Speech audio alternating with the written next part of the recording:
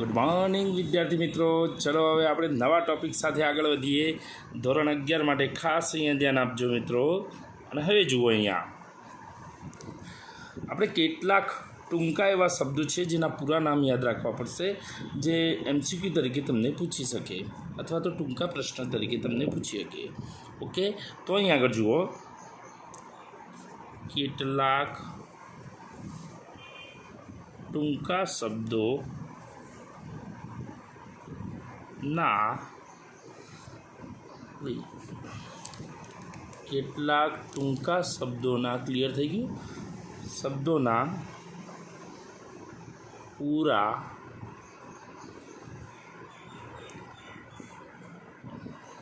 નામ. બરાબર, અહીંયા થોડું ક્લિયર કરવામાં પૂ અને રા વચ્ચે અંતર રહી ગયું છે, કશો વાંધો નહીં. ચલો, તો કેટલાક ટૂંકા શબ્દોના પૂરા નામ. અને હવે જુઓ વિદ્યાર્થી મિત્રો, અહીં આગળ સૌ પ્રથમ આપણે વાત કરીશું EM. એટલે કે ટૂંકું નામ EM, જેનું પૂરું નામ શું થશે? તો ખાસ યાદ રાખવું મિત્રો, EM એટલે કે ઇલેક્ટ્રોન, E એટલે ઇલેક્ટ્રોન અને M એટલે માઇક્રોસ્કોપ. Electron microscope. તો વિદ્યાર્થી મિત્રો આ યાદ રાખવું. ત્યાર પછી ECG, આ મેડિકલ ક્ષેત્રના સાધનો, જેને આપણે શું કહીશું અહીંયા? ECG એટલે કે ઇલેક્ટ્રો,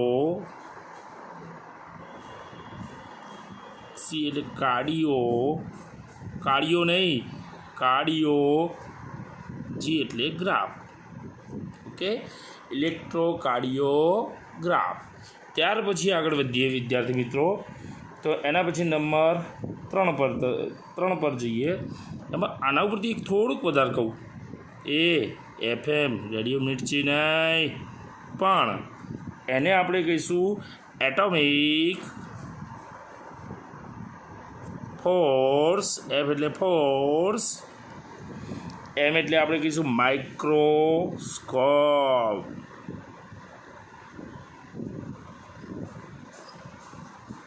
ओके, ત્યારબાદ આગે બઢો હમ તુમ્હાર અહેણ હૈ. ત્યાર પછી અહીંયા કહીશું ESR, જેને કહેવાય electron spin resonance. Electron spin resonance. આવું નવું કહીએ તો NMR, બોલે તો nuclear, M for magnetic resonance. ત્યાર પછી મિત્રો કહીએ આગળ તો LHC. આ તો તમે લગભગ ધોરણ 7-8માં હશો એ વખતે. આ નવું જ તાજેતરમાં, એટલે કે બહુ વર્ષ થયા નથી, જેમાં હજારો વૈજ્ઞાનિકો ધંધે લાગ્યા હતા. અને એના માટે આ LHC એટલે કે એક સૂક્ષ્મ કણનો મારો કરી અને આપણી પૃથ્વીને કઈ રીતે અસ્તિત્વ પામી, એટલે કે બ્લેક હોલમાંથી કઈ રીતે પૃથ્વી અસ્તિત્વ પામી, એના વિશેની શોધ માટે હજારો વૈજ્ઞાનિકો કામે લાગેલા. અને પૃથ્વીની અંદર એક પેટાળમાં બોગદું કરી અને એની અંદર આ પ્રયોગ કરવામાં આવેલો, જેના થકી હજી પણ કેટલાક સૂક્ષ્મ કણોનો અત્યારે હાલ ઉલ્લેખ થઈ રહ્યો. થોડીક શોધાઈ રહ્યા અને થોડાક શોધાઈ ગયેલા, થોડાક નવા કણો ધ્યાનમાં આવી રહ્યા છે. એટલે કે આમ એક આધુનિક શોધ સંશોધન થઈ રહ્યું સૂક્ષ્મ પાયેથી લઈ અને મોટા પાયા સુધીનું. ઓકે, જે LHC એટલે L for large, H for hadron અને C ફોર કોલાઇડર. ઓકે, ત્યાર પછી આ ખાસ યાદ રાખજો, આ નામ ખાસ યાદ રાખવાનું, જે હું અહીંયા લખી રહ્યો ITER, ITER. ખાસ યાદ રાખવું, એક આ અને એક આ લેખા. આ ખાસ યાદ રાખજો. E for international, T for thermonuclear,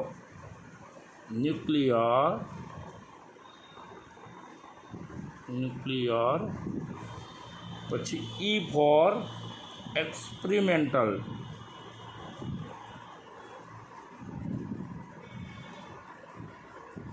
અને છેલ્લો રહ્યો R એટલે કે રિએક્ટર. એટલે મળી ગયું. અને આમ આપણે કહીએ તો અહીંયા આ બધા જ નામ તમે કમ્પ્લીટ ક્લિયર પૂરા નામ વિડીયો પોઝ કરી અને એક જગ્યાએ લખી દેજો. અને એક આગળની તમે જે જગ્યાએ વધારે જતા હોય, જે દિવાલ સામે વધારે જવાનું થાય એ જગ્યાએ તમે આને ચોંટાડી દેજો. ઓકે, તો એના થકી તમે શું થશે, ફરે જશો ને તમને આ બધા નામ ધીમે ધીમે યાદ રહી જશે. હવે વિદ્યાર્થી મિત્રો નવા પોઈન્ટ તરફ જઈશું. અને જુઓ અહીંયા નવો પોઈન્ટ, આને આપણે હટાવીએ અને સરસ મજાની વાત કરીએ નવા પોઈન્ટ માટે. ચલો એ હટ જા, ક્લિયર. અને હવે ન્યૂ અલાગ્રાન્ડ પોઈન્ટ, બરાબર ધ્યાન આપજો. વાર્તા રે વાર્તા, બરાબર, ફિઝિક્સની વાર્તા, બરાબર ધ્યાન આપજો. વાર્તામાં આપણે આખું આ વસ્તુ ક્લિયર કરવાનું છે. એટલે ખાસ મિત્રો તમને કહેવામાં આવે, આ સમગ્ર વાર્તાની અંદર સમગ્રપણે ધ્યાન આપશો તો તમારા માટે ઇઝી મેથડ થઈ જશે.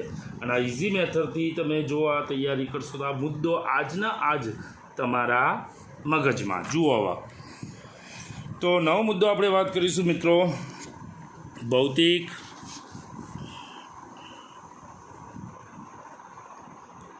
વિજ્ઞાન. આવા ભૌતિક વિજ્ઞાન અને ટેકનોલોજીની આપણે આમાં ચર્ચા કરીશું. એટલે કે ટેકનોલોજી અને સમાજ. એ ભૌતિક વિજ્ઞાનની ટેકનોલોજી અને એનો સમાજમાં કઈ રીતે ઉપયોગ થયો એની વાત કરવાની. ચલો હવે મજા આવી જશે. વાર્તા રે વાર્તા. હજુ આમાં હું એક મસ્ત વાત કહું. એક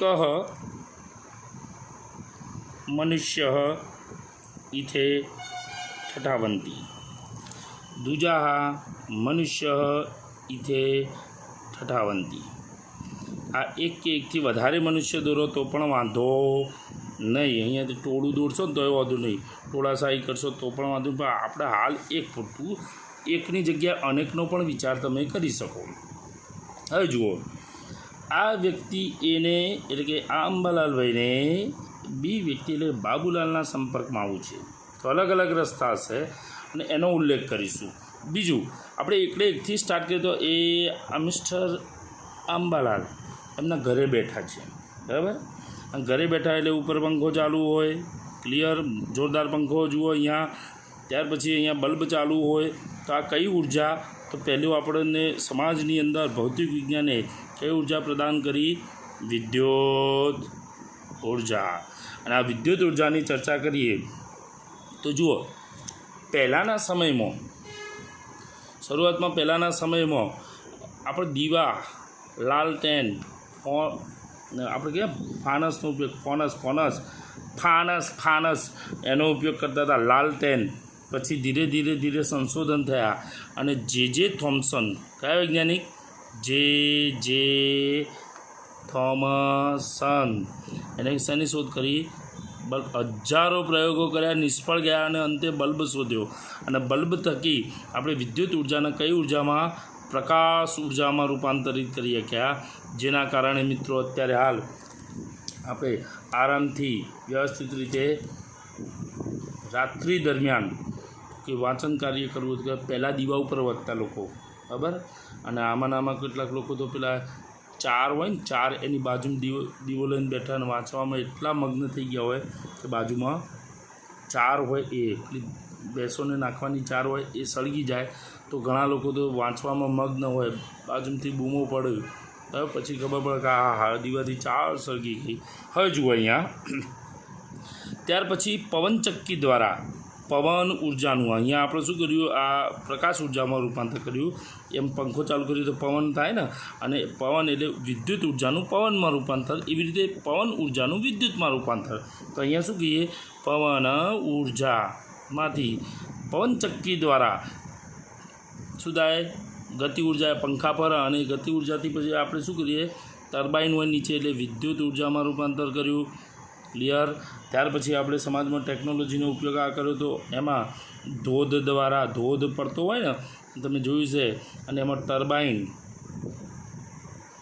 ટર્બાઇનની મદદથી એટલે કે જનરેટરની મદદથી વિદ્યુત ઉર્જામાં રૂપાંતર કર્યું. એટલું જ નહીં મિત્રો, અત્યારે હાલ તો સૌથી વધારે સરકાર સબસિડી આપી રહી છે સૌર ઉર્જાનો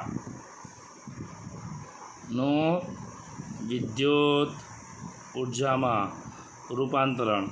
આ જોવું હોય તો આપણા ઘરે ધાબા ઉપર લગાવેલું છે, જોઈ લેવું કઈ રીતે કયું શું કામ કરે. બરાબર. અત્યારે હાલ સરકાર આ સૌર ઉર્જા ઉપર ભાર આપી રહી છે. આ ઉર્જાનો એક અખૂટ સ્ત્રોત આપણે ગણી શકીએ. બરાબર. હવે જુઓ અહીંયા, ત્યાર પછી આ સૌર ઉર્જા સિવાય આપણે પૃથ્વીના પેટાળમાંથી એટલે કે ભૂતાપીય ઉર્જા વગેરે ઉર્જાઓ આપણે મેળવીએ. એટલે કે આ ઉર્જાની અંદર આપણે આ ટેકનોલોજી સમાજમાં આટલી ઉપયોગી થઈ, એના થકી આપણે અત્યારે હાલ આ વિદ્યુત ઉર્જામાં અનેક પ્રકારની વિદ્યુત ઉર્જા પ્રાપ્ત કરી રહ્યા છીએ. હવે જુઓ, અચાનક આમને ભયંકર વિચાર આવ્યો કે હવે આપણે ઘરમાં બેસી રહ્યા, લોકડાઉન ખુલી ગયું, આપણે શું કરીએ, અંબાલાલથી દોડતા દોડતા બાબુલાલ તરફ જોઈએ. અને બાબુલાલ તરફ જવું હોય, બરાબર, તો એના પહેલાં એમને સંદેશો મોકલવો પડે. એટલે કે અહીંયાથી એ સંદેશો, બાબુલાલ તમે ઘેર છો, હું આવું, તો એના માટે જુઓ સંદેશા વ્યવહાર. અને સંદેશા વ્યવહારની વાત કરીએ તો એમાં પણ ભૌતિક વિજ્ઞાન ખૂબ જ ઉપયોગી નીવડ્યું, અને એના થકી અલગ અલગ શોધો થઈ. પહેલાં જુઓ રાજદૂત, એટલે કે એક રાજ્યમાંથી બીજા રાજ્યમાં પેલે ઘોડા ઉપર ધોળા કલરની ધજા લઈને જાય, એટલે કે શાંતિદૂત કહીએ ને આપણે, એ રીતે મંત્રણા કરવા જાય. પછી કબૂતર જા એક પિક્ચરમાં ગીત પણ આવી ગયું, કબૂતરને ચિઠ્ઠી લગાવતા અને એ કબૂતર અહીંયાથી બીજા જગ્યાએ જતું. બરાબર. એમાં વચ્ચેવાળી કબૂતરની આજે આ વસ્તુ હતું ને, એમાં તો ફોડી શકાય. બરાબર. રાજદૂતને કદાચ ફોડી શકાય. કબૂતર હોય તો એને ના હોય તો કોઈ શિકાર કરે અને કબૂતરને પાડી દે તો એક રાજ્યથી બીજા રાજ્ય જતો સંદેશો લીક થઈ જાય. પછી આ બધું આપણને એમ થયું કે ચલો આમાં સુધારો કરીએ. એ કઈ પાલી આવી? ટપાલીને માણસ દ્વારા સંદેશો એક જગ્યાથી બીજી જગ્યાએ લઈ ગયા. પરંતુ આ ધીમી ગતિએ થતું હતું. પછી ધીમે ધીમે આપણને ખબર પડી કે ભાઈ આના કરતાં આપણે એક કામ કરીએ, કંઈક નવું વિકસાવીએ. અને ગ્રેહામ બેલ અને એને ટેલિફોન નામનું ઇન્સ્ટ્રુમેન્ટ શોધ્યું. એટલે કે ટેલિફોન દ્વારા સંદેશા વ્યવહારને થોડોક ઝડપી બનાવ્યો. પછી ધીરે ધીરે કયો બાઇલ અત્યારે તમે વાપરો છો? મોબાઈલ. અને આ મોબાઈલની અંદર અત્યારે સ્માર્ટફોન તમે જોયા હશે. સ્માર્ટફોન પહેલાં દોયડાવાળું આવતું ડબલું ટેલિફોન, અત્યારે ડબલું આપણે કહીએ કારણ કે નવી ફેસિલિટી આવી. પછી મોબાઈલ આવે. મોબાઈલ એટલે હરતો ફરતો આ ઇન્સ્ટ્રુમેન્ટ. પહેલાં એવું કહેવામાં આવતું કે આપણે અહીંયાથી યુએસએ કોઈ ગયું હોય અમેરિકા, તો એની સાથે આપણે ફોન ઉપર વાત કરીએ તો માનવામાં આવતું હતું, પણ એને જોઈ શકાશે. તો એ વખતે લોકો શું કહેતા, શું હવાના પરમાં અમે જ મળ્યા બનાવવા માટે. અત્યારે હાલ મિત્રો તમે જોઈ શકો વોટ્સએપ વિડીયો કોલિંગ. પછી તમે જુઓ તો અલગ અલગ વસ્તુઓ છે કે જેમાં તમે હાઇક ઉપર પણ ફોન કરી શકો. ઘણા બધા એવા એપ્લિકેશન છે કે જેના થકી તમે એક જગ્યાએથી બીજી જગ્યાએ આરામથી વિડીયો કોલ કરી શકો. ઓકે, તો આ સિસ્ટમ અત્યારે આવી ગઈ. બરાબર. સ્કાઈપી ફલાણું ઢેકણું બધું આવી ગયું આમાં. અને હવે જુઓ મિત્રો, આગળ જઈએ તો સ્માર્ટફોનની શોધ થઈ ગઈ. અને આમ આ યુગ જે આગળનો આવ્યો એમાં સિલિકોન ચિપ્સને કારણે, કોના કારણે? સિલિકોન ચિપ્સ થકી આપણે થોડાક આગળ ગયા, જેમાં કોમ્પ્યુટર, અને કોમ્પ્યુટરથી ઇન્ટરનેટનો જમાનો આવ્યો. ઇન્ટરનેટ. અને ઇન્ટરનેટ થકી આપણે વિશ્વને એકદમ નાનું કરી દીધું, એકબીજાના સંપર્કમાં ઇઝીલી આવીએ ક્યાં. ઓકે, તો કોમ્પ્યુટરની મદદ લીધી, અને કોમ્પ્યુટરની મદદથી આપણે કોમ્યુનિકેશન એકદમ ઇઝી બનાવ્યું. આ કોમ્યુનિકેશન ઇન્ટરનેટ થકી થાય. એમાં અલગ અલગ ઉપગ્રહ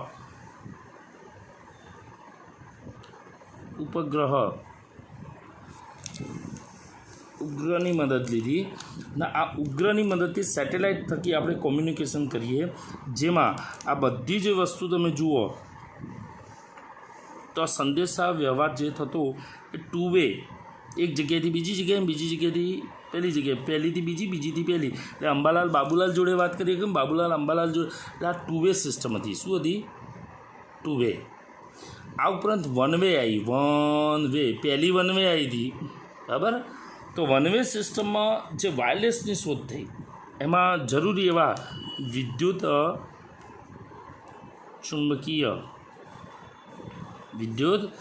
ચુંબકીય તરંગો જેની શોધ, જેના અંદર વધારે ફાળો કોણે આપ્યો? તો છેલ્લા વિડીયોમાં આપણે જોયું હતું મેક્સવેલ થકી આ શોધ થઈ. અને એના પછી 19મી સદીમાં આપણે વાયરલેસ સિસ્ટમ લાવ્યા, બરાબર. જુઓ ને તમે વાયરલેસમાં વોકી ટોકી, એક બાજુ આલ્ફા ટુ ડેલ્ટા અને આલ્ફા ટુ ડેલ્ટા, અને પછી આ તરંગો થકી ટેલિવિઝન, ટીવી,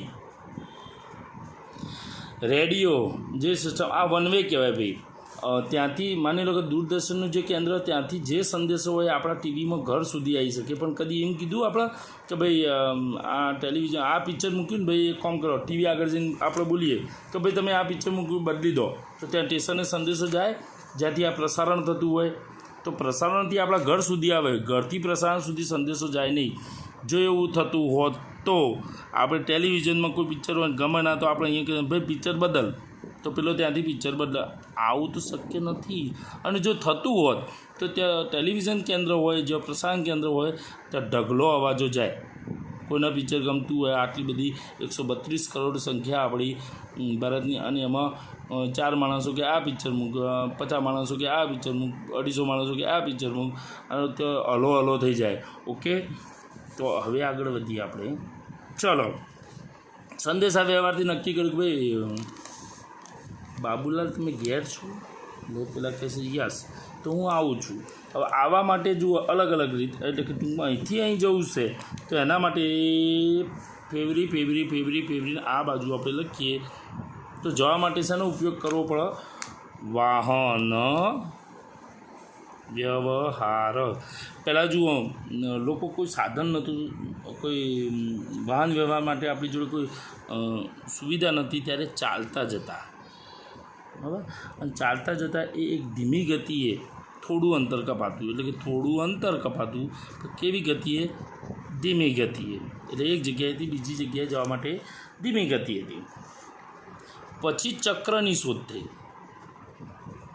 અને ચક્રની શોધ થઈ પછી આપણે ચાલુ કર્યું બળદ ગાડું, પછી ઘોડા ગાડું, અને આ વગેરેની શોધ થઈ. એટલે આપણી થોડીક અંતર કાપવાની સ્પીડ વધી. પછી ધીરે ધીરે સમય જતો ગયો. ટૂંકમાં આમાં સાયકલ લખો તો ચાલે, સાયકલ, બરાબર. આ બધું શોધાણ્યું એટલે આપણે થોડુંક અંતર ને એ થોડીક સ્પીડ વધી, બરાબર. એટલે અંતર કાપવામાં જે ધીમી ગતિ હતી એમાં થોડોક વધારો થયો. ત્યાર પછી વરાળ યંત્ર,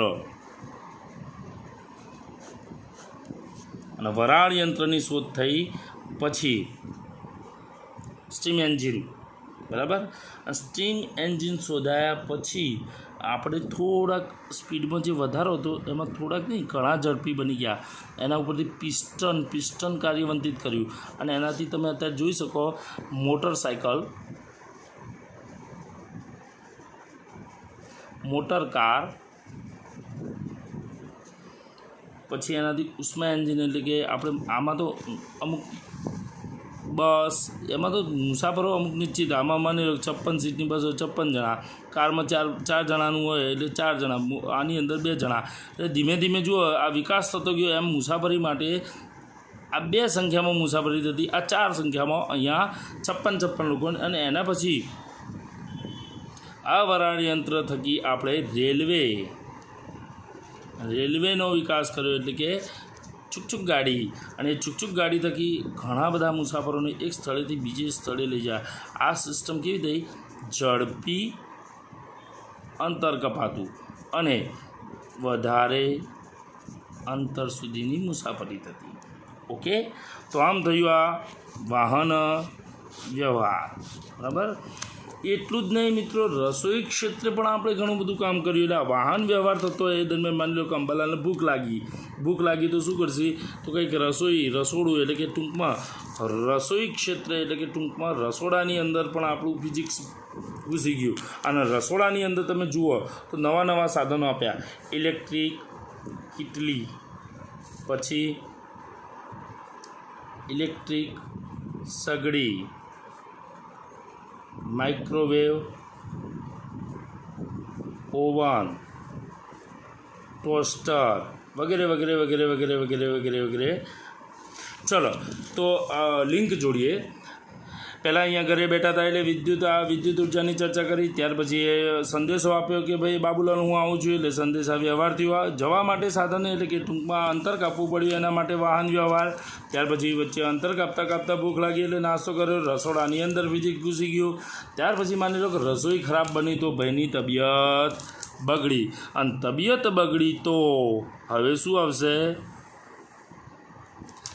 મેડિકલ. અને મેડિકલ ક્ષેત્રે પણ આપણે ફિઝિક્સનું યોગદાન ઘણું વધારે છે. જો મેડિકલ ક્ષેત્રની અંદર વાત કરીએ તો અલગ વસ્તુ તમને ધ્યાનમાં આવશે કે ECG એટલે કે હમણાં જ આપણે આખું નામ બોલ્યા હતા, ઇલેક્ટ્રોકાર્ડિયોગ્રામ. એનું એટલે કે પેલું શું કહે CRO, શિયાળો નહીં, CRO એટલે કે કેથોડ રે ઓસિલોસ્કોપ, એનો ઉદ્ભવ થયો. અને આ સાધનો થકી મેડિકલમાં આપણે થોડાક વધારે આગળ ગયા. એ સિવાય થર્મોમીટર આપણે માની લો કે પહેલાં કપાળે હાથ મૂકીને ના કે ટૂંકમાં તાપમાન વધારે છે એમ ના કહીએ કાંઈ કે બોડી ટેમ્પરેચર વધી ગયું છે, તમને તાવ આવ્યો છે. એની જગ્યાએ આપણે થર્મોમીટરનો ઉપયોગ કરીએ અને એક્ઝેક્ટલી એને માપ લઈ અને કહી શકીએ કે ભાઈ આના આટલા સેલ્સિયસ સુધીનું તાપમાન થઈ ગયું, તાવ વધારે છે, માપન કરી શક્યા. ઓકે, ત્યાર પછી દવાખાને વપરાતા વિવિધ વીજાણુ સાધનોનો ઉપયોગ આપણે જે કરીએ, એન્ડોસ્કોપી કે હાથ એ કરવું હોય, ઓપરેશન માટે આપણે લઈ ગયા હોય, અથવા તો ડાયાલિસિસ કરવું હોય તો એના માટેના જે સાધનો મેડિકલ ક્ષેત્રને પ્રોવાઈડ કરે એમાં ભૌતિક વિજ્ઞાનનો ફાળો છે. આમ સમાજને ઉપયોગી થયું. ત્યાર પછી અહીંયાથી આગળ વધતા અહીંયા સુધી ગયા. એ દરમિયાન આ મેડિકલ ક્ષેત્રની વાત થઈ અને મેડિકલ ક્ષેત્રમાં વીજાણુ સાધનોની વાત થઈ. પણ એક મસ્ત વાત કહી દઉં હું તમને કે અહીં આગળ આ જે કોમ્યુનિકેશનવાળો ભાગ હતો એમાંથી અહીંયા થોડુંક આગળ આવીએ અને એમાં ઉપગ્રહ એટલે કે ખગોળશાસ્ત્રમાં પણ આપણે ખગોળશાસ્ત્ર એટલે જુઓ બે વસ્તુ આવે, એસ્ટ્રોનોમી અને એસ્ટ્રોલોજી. એસ્ટ્રોનોમી એટલે શું? એસ્ટ્રોલોજી એટલે શું? તો એસ્ટ્રોનોમી એટલે ખગોળશાસ્ત્ર, એસ્ટ્રોલોજી એટલે જ્યોતિષશાસ્ત્ર. જ્યોતિષશાસ્ત્રમાં શેનો અભ્યાસ થાય? ગ્રહ ખરાબ હારા. એ રીતે ખગોળશાસ્ત્રની અંદર પણ સેમ ટુ સેમ આપણે ગ્રહોની, ઉપગ્રહોની, અવકાશીય પદાર્થો, બરાબર, અને સેટેલાઇટ થકી કોઈ લશ્કરી છાવણી હોય એટલે લશ્કરી છાવણી એના ઉપર પણ નજર રાખી શકીએ.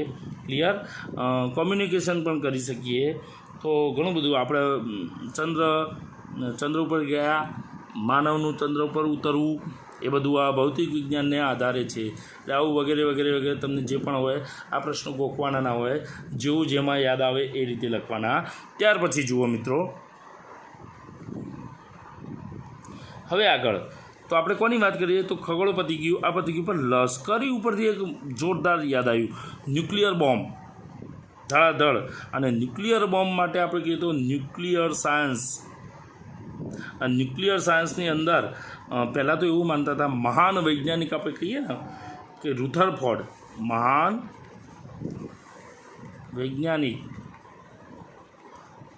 રુથરફોર્ડ એમ માનતા હતા કે પરમાણુમાંથી ઉર્જા ઉત્સર્જન કરવાની ઘટના જે શક્ય નથી, એટલે કે એમને નકારી હતી કે પરમાણુમાંથી ઉર્જાનું ઉત્સર્જન ના થાય.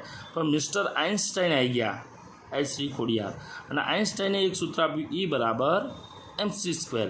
અને આના ઉપરથી કહી શકાય કે કોઈ દ્રવ્ય હોય એનું ઉર્જામાં રૂપાંતર, E એટલે એનર્જી, M એટલે માસ, એટલે કે દળનું ઉર્જામાં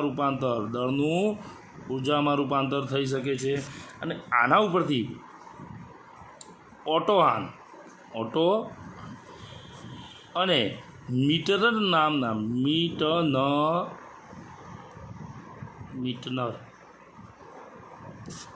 ફરીથી લખો મીટનર, બરાબર. એમના કહેતા ઓટો હોય તો મીટર હોય, ન કાઢ નખો, બરાબર. ઓટો અને મીટનરે ન્યુટ્રોનનો મારો કરી અને ન્યુક્લિયર વિખંડનની પ્રક્રિયા, એટલે કે ટૂંકમાં ન્યુટનનો મારો ચલાવી અને ન્યુક્લિયર વિખંડન, તમે ધોરણ 10ની અંદર ભણી ગયા છો ન્યુક્લિયર વિખંડન. અને એ ન્યુક્લિયર વિખંડન થકી આપણે પાવર રિએક્ટર ઊભા કર્યા, પાવર રિએક્ટર ઊભા કર્યા, સાથે સાથે ન્યુક્લિયર હથિયારો આપણે વિકસાવ્યા. એટલે કે અત્યારે આ ન્યુક્લિયર બોમ્બ જેવી આપણે જે કહીએ, ન્યુક્લિયર એવી વસ્તુ હોય કે એની અંદરથી આપણે ઉર્જા પણ પ્રાપ્ત કરી શકીએ. સકારાત્મક વિચારીએ તો આપણને ઘણું બધું ઉર્જા મળે. ન્યુક્લિયર પાવર રિએક્ટરની અંદર ઉપયોગ કરી શકીએ. અને ભોડો ફોડવા મારી નાખવા હોય તો આપણે શું કરી શકીએ? ન્યુક્લિયર બોમ્બ, ધડાકાભેર બધું પતી જાય. ક્લિયર? ત્યાર પછી આપણે આગળ વધીએ મિત્રો. તો આ ન્યુક્લિયરની વાત કરીએ, આ ન્યુક્લિયસની વાત કરીએ. અને હવે જુઓ, આપણા ટૉપિકની અંદર મોટા ભાગનું બધું જ અહીંયા પૂર્ણ થયું છે. તો હવે જુઓ મિત્રો,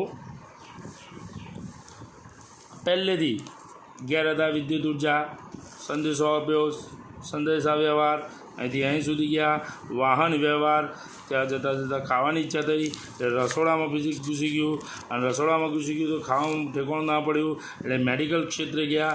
અને મેડિકલમાં ગયા પછી અહીં આગળ કહીએ તો આટલા સુધી પતી ગયું. એ તો ઘેર જતા રહે ને હારા થઈને. પણ અહીં આગળ આપણને યાદ આવ્યું કે ભાઈ કોમ્યુનિકેશન ઉગ્ર, એટલે કે આપણે ઉગ્રનો જે ઉપયોગ કરતા હતા ખગોળશાસ્ત્ર, અને ખગોળશાસ્ત્રમાંથી અહીંયા લશ્કરી છાવણીઓનું દેખરેખ રાખવામાં આવે. હવામાને લખી શકો અહીંયા, કયું માન?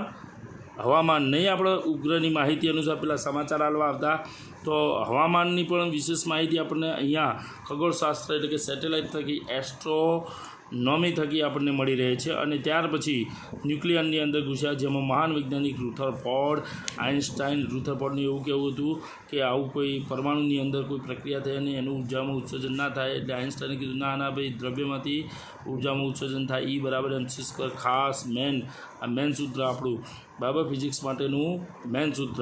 ત્યાર પછી ઓટો અને મીટરને ખબર પડી કે આઇન્સ્ટાઈને એવું કીધું કે દળમાંથી ઉર્જાનું ઉત્સર્જન કરી શકાય, એટલે એમને ન્યૂટન લઈ અને શું કર્યું? ન્યુક્લિયસ ઉપર મારો કરી અને ન્યુક્લિયર વિખંડન જેવી પ્રક્રિયાઓ કરી. ન્યુક્લિયર વિખંડન થકી આપણે પાવર રિએક્ટર અને ન્યુક્લિયર સાધનો વિકસિત કર્યા. તો મિત્રો આવડશે? ક્લિયર? તો આ રીતે તમે આની અંદર તમારી દૃષ્ટિએ તમારી જે મૌલિકતા હોય એના ઉપરથી જવાબ આપી શકો. ગોખવાની જરૂર બિલકુલ નથી મિત્રો. ક્લિયર?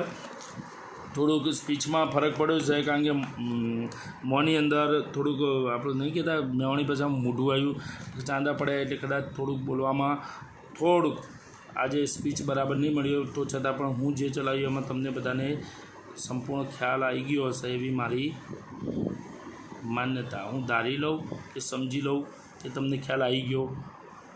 મિત્રો હવે જુઓ, આ જે વિડીયો એનું સતત તમે શું કરશો? જોઈને પુનરાવર્તન કરજો. અને મિત્રો તમને આ બધું જ યાદ રહી જશે. એક વખત આ સ્ટ્રક્ચર બનાવો, જાતે લખો, અને ગેરંટી આપું છું કે તમારે આ કમ્પ્લીટલી મગજની અંદર આખો ટૉપિક આવી જશે. તો ખાસ મિત્રો, તમારા મિત્રો જે પણ હોય સર્કલમાં એમને તમે મોકલો, અને એમને આ આપણી જે ટીચિંગ એનો લાભ આપો. અને બીજું ખાસ વસ્તુ કે તમારા આડોશી પાડોશી જે પણ હોય એમને પણ તમે આનો લાભ આપી શકો. ઓકે,